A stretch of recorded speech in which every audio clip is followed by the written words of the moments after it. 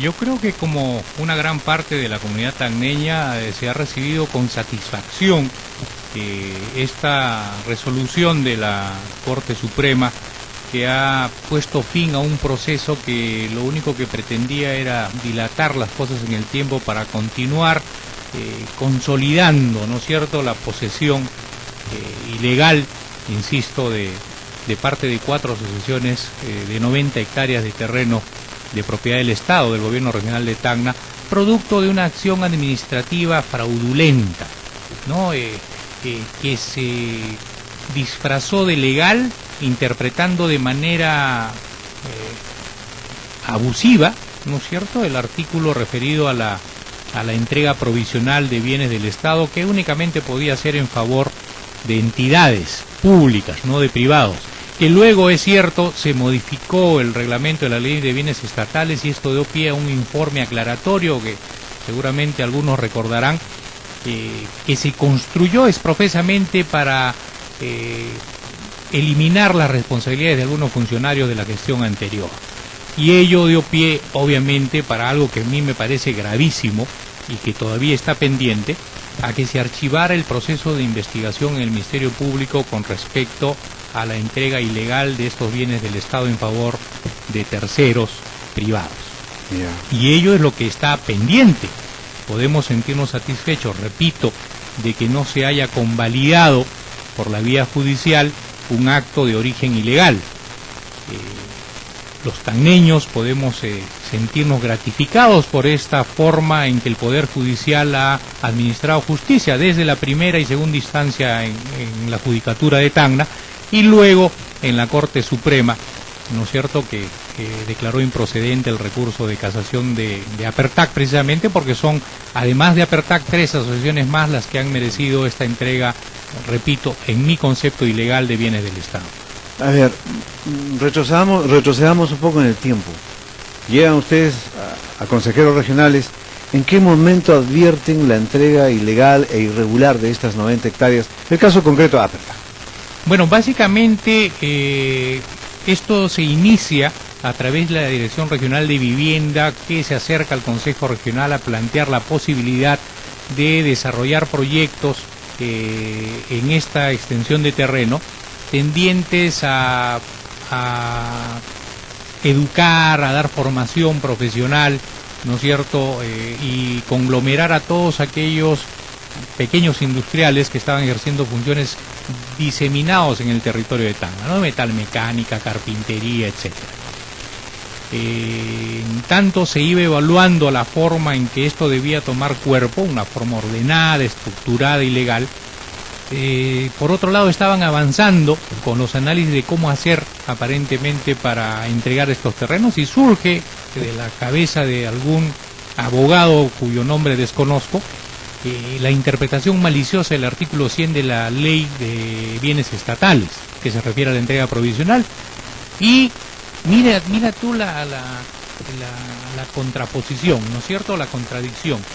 Sustentan en que es necesario proteger estos bienes de los invasores y aplican el artículo 100 de la entrega provisional, dizque para que se custodien estos bienes y se eviten las invasiones. Y lo que ocurre finalmente es que los cuidadores se quedan con los bienes, ¿no? Edifican, a pesar de que las propias actas de entrega provisional, por más que fueran ilegales, contenían una cláusula que prohibía la edificación, ¿no es cierto?, de fábricas, ¿no es cierto?, en los terrenos que se vean entregados para custodia, entre comillas, recalco e insisto, ¿no? Y enterados nosotros de este acto administrativo, vamos en consulta a la SBN, la SBN nos contesta diciendo que era completamente inviable esta entrega provisional en favor de privados. Lo comunicamos al Ejecutivo Regional, a diferentes funcionarios, y hemos venido insistiendo, como no atendían las indicaciones del Consejo Regional, formulamos la denuncia penal en el Ministerio Público, fue archivada, recuerden ustedes, en 2 oportunidades, hasta que en una tercera, con intervención ya de la Fiscalía Especializada en Delitos de Corrupción, se saca del archivo esta investigación, se dispone la investigación preliminar por un periodo bastante prolongado, lamentablemente los plazos se vencen y se dispone el archivo de esta investigación y surge por allí un informe aclaratorio de la SBN que está actualmente en investigación interna en la Superintendencia de Bienes Nacionales, que aclara el informe primigenio y hace un análisis temporal bastante forzado y llega a la conclusión de que eran ilegales hasta el 5 de abril del año 2012, si no me equivoco, ¿no es cierto? Coincidentemente con la fecha de la emisión de 3 actas de entrega provisional a favor de 3 asociaciones y deja fuera de ese espacio temporal una cuarta, lo que quiere decir que el delito persistía con esa cuarta y única entrega provisional que no fue comprendida en este informe aclaratorio, y olvida también el Ministerio Público que la misma figura se utilizó para entregar los terrenos de los próters, Próter Totora, Próter Candarave, Próter Tarata, por extensiones de terrenos mucho mayores, por cierto. Entonces el acto con connotación penal todavía persistía. Este informe aclaratorio, que en mi concepto fue construido expresamente para exonerar de responsabilidad a algunos funcionarios, no surtía efecto para ellos. Sin embargo, el Ministerio Público archivó y yo espero que la gestión del actual presidente de la Junta de Fiscales revise esa decisión y por los principios que hubiere lugar se reabra la investigación, se profundice, se levante el secreto bancario, el secreto de las comunicaciones de todos aquellos que pudieran estar implicados y se determine quiénes fueron los responsables de que el Estado se viere privado de la posesión de casi 100 hectáreas de terrenos que han venido siendo utilizados además, o sea, no es que han estado allí para que los vean, han sido objeto de utilización, de usufructo, de explotación, y eso obviamente en mi percepción es un uso indebido de bienes del Estado en favor de terceros. ¿A ustedes se les facilitó documentación? Tuvimos acceso a documentación relacionada con el intercambio monetario entre asociados de Apertac, ¿no es cierto?, y la institución, la asociación, que según argumento de los directivos de Apertac era para demostrar que tenían capacidad de compra. ¿No? Ese ha sido el argumento que han esgrimido para justificar los emposes dinerarios que se han producido en cuentas de la asociación, en cuentas del dirigente además. O sea, no eran exclusivamente. Entonces, eso tiene que investigarse. La SUNAT, la Unidad de Inteligencia Financiera o de Lavado de Activos tiene que investigar a dónde fue a parar ese dinero. Hay que seguir la ruta del dinero. Claro. Y tú has hecho un parangón con respecto a Odebrecht, cómo se está descubriendo, investigando el tema de Odebrecht, por el dinero, por dónde ha ido a parar el dinero, dónde se ha movido el dinero, y acá habría que hacer lo mismo, ¿no? Hay que investigar cómo es posible que algunos funcionarios ostenten hoy día niveles de posesión patrimonial a los cuales no podrían tener acceso con los ingresos pues que le eran propios como funcionarios del gobierno regional, ¿no? Claro. Ahora hay un tema que decir aquí, Rafael. Los señores de Apertac no son invasores. No son invasores. Tenemos que tratar desde ese punto de vista. Sin embargo, la forma como tienen las 90 hectáreas es lo que se cuestiona. Así es. No nos olvidemos que en los folios del proceso judicial están las declaraciones de ellos mismos, de la gente de Apertac, en la que indica que para obtener los terrenos tenían que coimear a los funcionarios de Chocano. Porque esto ocurre en la gestión del expresidente regional, Tito Chocano.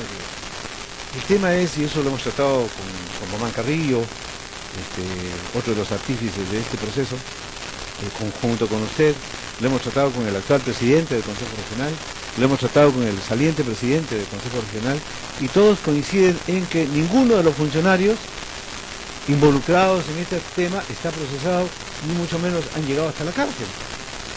O sea, esto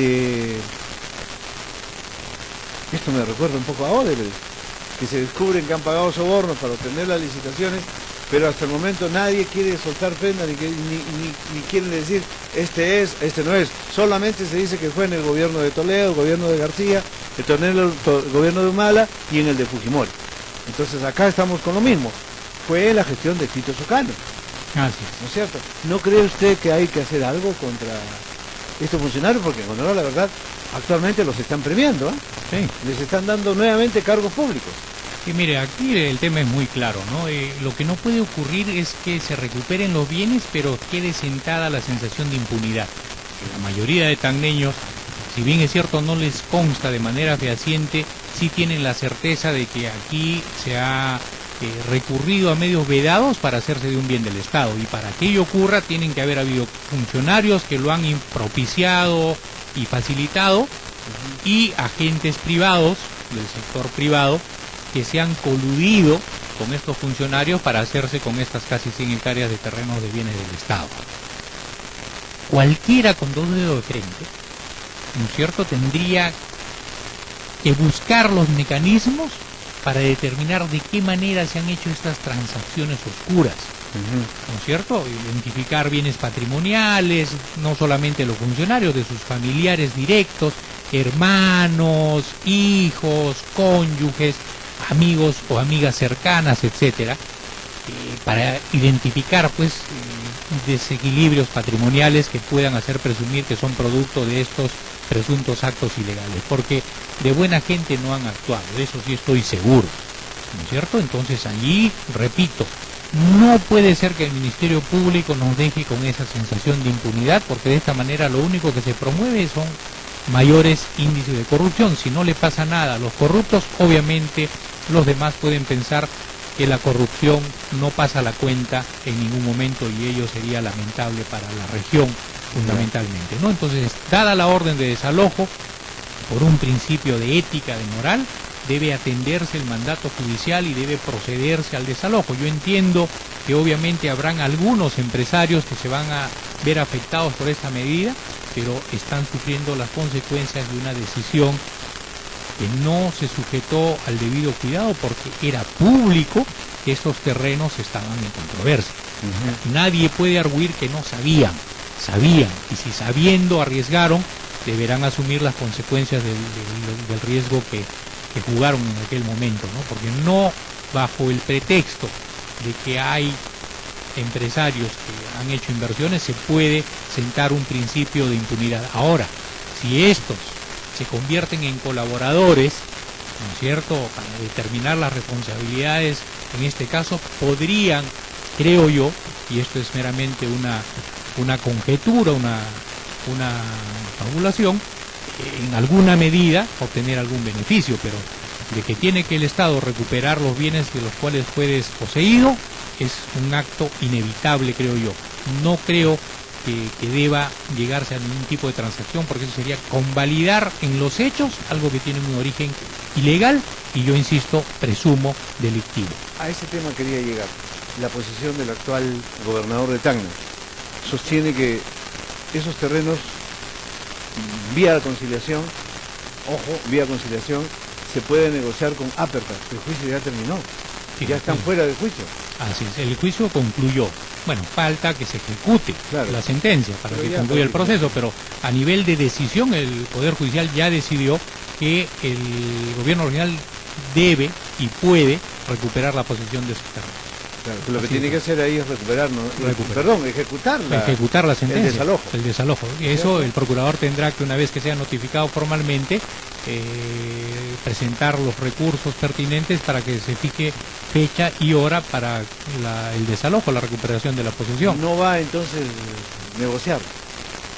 Bueno, yo no creo que no se debería. Yo entiendo, no soy abogado, pero que el Estado, como cualquier otro ciudadano, puede disponer de sus bienes de acuerdo a la ley. Sí. Ahora, si quiere disponerlos, ejercer actos de disposición, de venta, enajenación o donación, eso tiene que autorizarlo el Consejo Regional. Los actos de administración sí son de exclusiva competencia del Ejecutivo Regional, del gobernador y sus gerentes, pero la disposición, la venta, la enajenación, el traslado de dominio es de exclusiva potestad del Consejo Regional. Sí, pero no vas a porque aquí ha habido un gasto. Claro. Entonces es un gasto del Estado, no es del dinero del gobernador ni de los funcionarios. Entonces has hecho un proceso judicial, ganas el proceso judicial, no para negociarlo. No, obviamente. ¿No es cierto? Y que además, desde mi punto de vista, no depende del gobernador regional la ejecución de una sentencia. No depende de él. Acá tiene que ejecutarse. El procurador tiene la obligación funcional, aparte que obra con autonomía funcional, no nos olvidemos, de representar al Estado. Y esa representación del Estado no está sujeta al criterio del gobernador. Claro. O sea, ahí no hay ningún grado de obediencia o de sujeción jerárquica al gobernador regional. El procurador, por más ad hoc que sea, se debe al organismo de defensa jurídica del Estado. Así es. Ahora, el procurador, estamos hablando acá concretamente del doctor Alfredo Ponce, y ya fijó la posición. Claro. Recibe la notificación y lo único que tienen que hacer es pedir la fecha al Poder Judicial, o sea, al juzgado de origen, Sí. para pedir la fecha fecha y hora para el desalojo. el Eso ya lo harán con la fuerza pública, etcétera, etcétera. Sí. ¿No es cierto? Sin embargo, tengo la impresión de que con la posición del gobernador está desautorizando al procurador. Bueno, eso va a depender del talante del procurador, ¿no? O sea, el procurador sabe perfectamente que Lo que el tiene que gobernador hacer. no le tiene que autorizar nada. Él no obedece funcionalmente al gobernador. O sea, eso debe tenerlo Sí. clarísimo el procurador. Él tiene una autonomía funcional que lo jerárquicamente somete a los mecanismos de defensa jurídica del Estado. Sí. Ahora, lo podrá cesar. Eso sí puede. Pero igual Porque se es ad cumple, hoc. pero igual se cumple la tiene que sentencia. cumplir. Igual tiene que cumplirse la sentencia. Igual se viene el desalojo. Igual debería venirse el desalojo. Hacer otra cosa. ¿No crees que para estos temas el señor gobernador debe asesorarse mejor antes de salir a declarar públicamente? Porque aquí tengo la impresión de que o no conoce el tema, o dos, está mal asesorado.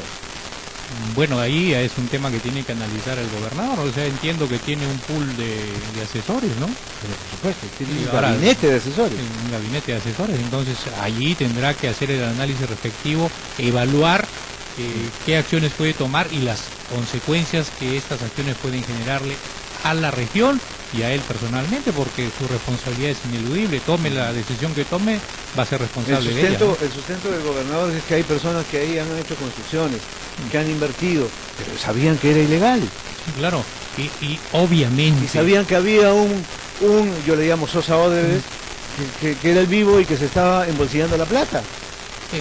Yo no creo que nadie haya obrado allí sin conocer, porque era de público conocimiento. Ahora, a quien deberán los socios tomarle cuenta es precisamente a los directivos, ¿no? A ellos deberán tomarle cuenta, porque confiando en ellos seguramente llegaron a los niveles de inversión que hoy día conocemos. Algunos de buena fe, otros no sé si en grado de complicidad o no, eso es algo que debería investigarse. Pero el hecho concreto es que esos terrenos son del Estado y el Estado debe recuperarlos. Y la fábrica que en ellos se ha edificado debe quedar en beneficio del Estado. Yo no creo que deba llegarse al extremo de la demolición. Ahora, por otra parte, habiéndose edificado, como presumo yo, sin licencia de construcción, lo que corresponde es la demolición. Así lo señala la norma. Construcciones Ilegales deben son demolerse, demolidas. ¿no es cierto? Acuérdate lo que ocurrió en la playa. Sí, claro. Habían ciudadanos que se agarraron las calles, construyeron allí paredes, etcétera. ¿Qué hizo la municipalidad? Fue Derruyó. y procedió a la demolición. Y Exactamente. se recuperó La el posesión espacio, ¿no? del espacio, claro. Pero que sí. todavía falta mucho, porque hay algunos vecinitos en la playa que se han construido un poquito más del terreno que se les dio, y hasta ahora la municipalidad No actúa. no actúa. Es que esos hechos, Guillermo, son los que generan la sensación de impunidad y el desorden. O sea, nadie respeta las normas. Entonces, si no somos perseverantes para que se escarmiente a los que actúan mal, eso va a continuar en aumento. Tiene que haber entonces principio de autoridad. Principio de autoridad y Cuando hay escarmiento. principio de autoridad, hay respeto a la autoridad. Claro, si no, no se va a recuperar. Todos van a pensar que todo pasa porque pasa y todo el mundo se salta la valla de la ley como mejor le parece o de acuerdo a la influencia o poder económico que tiene. No te veo muy satisfecho con la resolución del Poder Judicial respecto a haberse declarado improcedente la casación. Algo te preocupa. Me preocupa el ámbito penal. O sea, recuperar los bienes, perfecto. Ya. Pero en el ámbito penal, ¿dónde están los responsables? ¿Qué va a pasar con ellos, con el dinero mal habido? ¿Vamos a permitir que los tanneños nos quedemos nuevamente con esa sensación de que el corrupto no recibe la sanción responsable? Yo creo que el Ministerio Público debe reabrir el proceso de investigación, profundizarlo, abrir el secreto bancario, levantar el secreto de las comunicaciones, saber quiénes recibieron plata, quiénes incrementaron injustificadamente su los patrimonio, sobornos. los sobornos que pudieron haber habido, porque esto no ha ocurrido porque son buena gente o porque querían repartir. Ah, no. Eso no es promover la industria, no, eso no. Y no solamente en el gobierno regional, en todas las reparticiones públicas, acá nomás en la municipalidad provincial, hay uno que le gusta comer mucha lechuga. Así es, mira, sí, medio sí, a grandes bolsas. Ah, caramba. Entonces, bueno, todos ellos deben ser perseguidos. Pero siguen los cargos, eso es lo que llama la atención. Es que lo permitimos, que la gente cree que son inocentes porque el Ministerio Público archiva pues los procesos de investigación. ¿No es cierto? Sí, eso es un escándalo lo que has dicho hoy, que se haya archivado la entrega ilegal de terreno. Sí, para mí sí. Eso es en la Fiscalía. En el Ministerio Público. Y yo espero que se corrija ello. Confío aún en que, conscientes de que ese informe aclaratorio fue exprofesamente elaborado eso para... ¿Eso tiene que hacerlo quién? ¿El gobierno regional? No, el Ministerio Público. Sí, pero tú sabes que de oficio esos caballeritos no actúan. Esperemos que ahora sí. La actual presidenta de la Junta de Fiscales ha entrado con bastante convicción en enfrentar una serie de problemas. Sí, le he notado. Pero no tengo mucha confianza, acuérdate que estuvo en control interno y no hizo nada.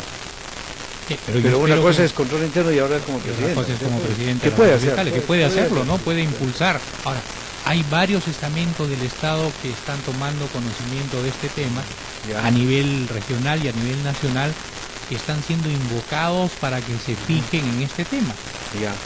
Entonces te preocupa el ámbito penal, sancionatorio. Para mí es fundamental que alguien asuma las consecuencias de sus malos actos. No podemos decir, se recuperó, ya dejemos, pues. Es como cuando pescas al ladrón que se llevó la billetera, recuperas la billetera y que se vaya el ladrón para que lo robe a otro. Yo creo que no. Sí, pues. ¿Algo más que decir sobre el tema? Quisieras pasar a otro tema aprovechando tu presencia brevemente. No, básicamente ese era mi interés en participar. Yo saludo al consejero Carrillo, que ha estado también acompañando, a pesar de no ostentar ya cargo público alguno, este afán porque se haga justicia, y ojalá haya más taneños como él, que a pesar de no tener por qué hacerlo, entre comillas, obligación funcional puntual, continúen con esa convicción luchando por lo que se considera correcto. Perfecto. Quisiera hablar con el prefecto, brevemente. ¿Qué hay del local de la prefectura? Estamos en el 2017. ¿Hay o no hay perspectivas como para acabar con ese criadero de palomas?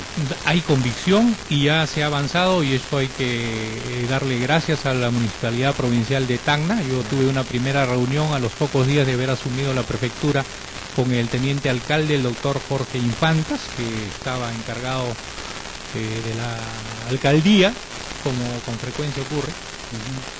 Y allí revisamos con el equipo de profesionales el convenio que se había suscrito entre el Ministerio del Interior, la ONAGI, y la municipalidad para avanzar con el expediente, que es requisito indispensable para luego edificar o restaurar la prefectura. El expediente está casi concluido en su fase preliminar, a esperas de que la Oficina de Programación e Inversiones del Ministerio del Interior, la ONAGI, le dé el ok, ¿no es cierto?, lo apruebe, y luego pasemos ya a la asignación de recursos y a la fase de inversión, que no es otra cosa que la restauración del frontis y de todo lo que se pueda recuperar al interior, y la edificación de las estructuras que sostengan los nuevos ambientes de la prefectura, que además en el anteproyecto contempla áreas que van a ser muy útiles para el ejercicio, el desarrollo cultural en la región. Está en anteproyecto entonces. En anteproyecto. Todavía no tenemos la maqueta, todavía no hay nada. No, hay planos. Perfil. Hay planos, perfil ya pasó, o sea, hay planos, hay diseño de arquitectura, hay vistas de cómo quedará, vistas puntuales arquitectónicas de cómo quedará, de iluminación, de distribución de espacio, de funcionalidad, etcétera. Y lo que falta es que, repito, que el Ministerio del Interior, a través de su OPI, le dé el ok y pasemos a la fase de inversión. Ahora sabemos que, habiendo ya muerto el SNIP, con el nuevo sistema de control de inversiones, que es invierte.pe, las cosas caminarán muchísimo más rápido. ¿Presupuesto asegurado? Que yo lo considero asegurado. Yo me voy a preocupar de que nuestro presidente, el doctor Pedro Pablo Kuczynski, disponga la asignación de los recursos que resulten necesarios. Se estiman entre 4 y 5 millones de soles, que obviamente cuando ya se tenga el proyecto específico se podrá hablar de cifras más exactas, ¿no? Ya. A más tardar, ¿cuándo podemos hablar de algo concreto respecto al local de la prefectura? Yo me he puesto como Porque esta meta... es una herencia que, Sí, claro. que nos dejaron del año 2008, el llamado Tacnazo, Sí. y había unos terroristas Ujú. que incendiaron la prefectura. Sí, sí, obviamente eso tenemos que repararlo. Bueno, esta temporada de verano no tengo que sufrir los domingos viendo la estructura dañada de la prefectura, porque me paro bajo el arco parabólico y tengo en línea de vista directa lo que ha quedado de la prefectura. Entonces, Es doloroso, para un tacneño es para un doloroso. tacneño es doloroso.